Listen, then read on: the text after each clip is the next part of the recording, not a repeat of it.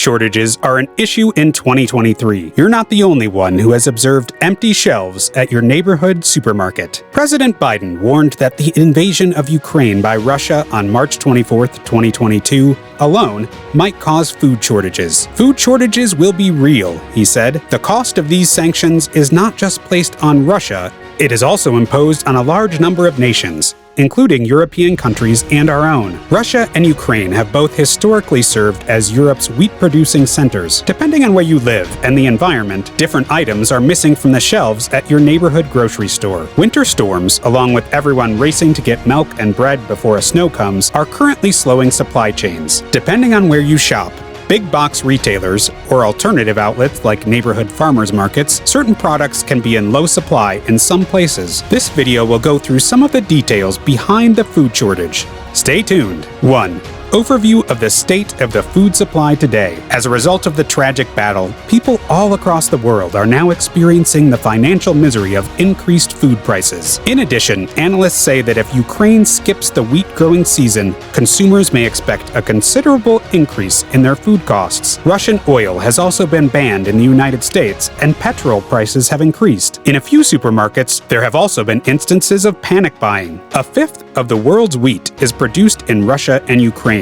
Although these countries don't directly send wheat to the US, their absence from the market might restrict supplies and raise prices. Russian measures have disrupted the flow of essential agricultural commodities, putting the world's food security at risk. In reaction to Russian President Vladimir Putin's attack on Ukraine, President Biden has said that a food scarcity is going to be real as a direct result of US sanctions against Russia. Following a meeting with other world leaders at the NATO summit in Brussels, Belgium, Biden remarked at a press conference, "With regard to food crisis, yeah, we did talk about food shortages, and it's going to be real. Americans, especially those who are struggling to make ends meet, are truly beginning to feel the impact of the situation in Ukraine on their daily food expenditures as it worsens." It all began with a significant spike in the price of petrol. Analysts expect that food costs will rise in the upcoming months, particularly if Ukraine skips its wheat growing season, as a result of the United States ban on Russian oil and the world's record energy scarcity. The Observatory for Economic Complexity estimates that 25% of the world's wheat output comes from Russia and Ukraine. Despite the fact that neither of these countries directly exports wheat to the United States, it is anticipated that their absence from the global market would strain supply and raise prices. 2.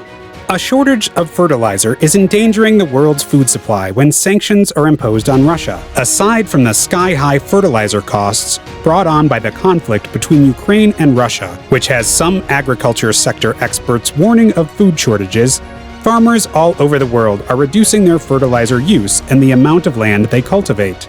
The United States' sanctions against Russia, a major exporter of potash, ammonia, and other soil nutrients, have disrupted the flow of these vital inputs throughout the globe. Maintaining high yields of corn, soy, rice, and wheat requires fertilizer. Changes are being made by farmers. In Brazil's agricultural powerhouse, where some farmers are simply putting less fertilizer on their maize, and where federal lawmakers are supporting the extraction of potash on protected indigenous areas, the shift is evident. Waste is being used by small farmers in Zimbabwe and Kenya to fertilize their crops. In fact, one Canadian canola farmer has begun storing fertilizer in preparation for the 2023 growing season. Farmers throughout the world are making the same decisions. They all expressed concern about the cost and availability of fertilizer.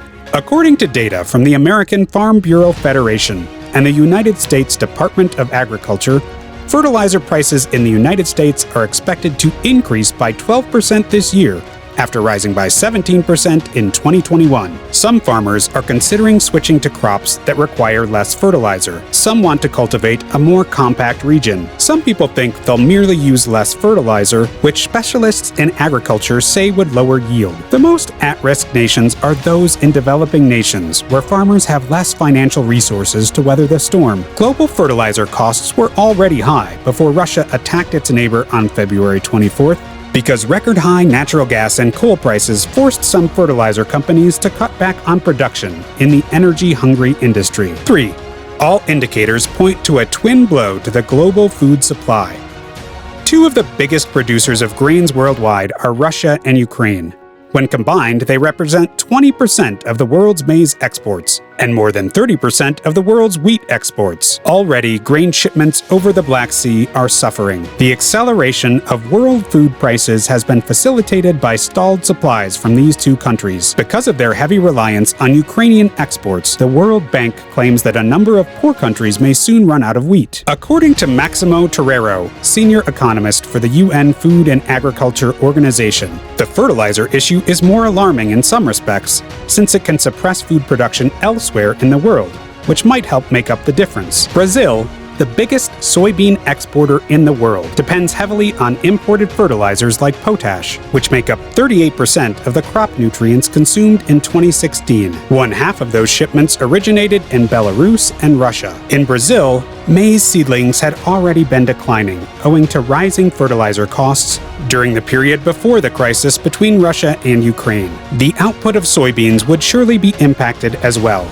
with growers increasing more slowly than in prior years. According to AgroConsult, a Brazilian agricultural consultancy firm, Zimbabwean maize farmers are now forced to make their own fertilizer because there aren't any economical imports available. India is increasingly switching to Canadian fertilizer supplies to replace Russian ones for its expanding agricultural sector. In the meantime, Thailand's famed rice crop is in jeopardy. Russia and Belarus accounted for about 12% of Thailand's fertilizer imports last year, according to official Thai data. However, buying fertilizer from abroad may be challenging, in part because Thai importers are being pressured by domestic fertilizer price limitations as market prices rise globally.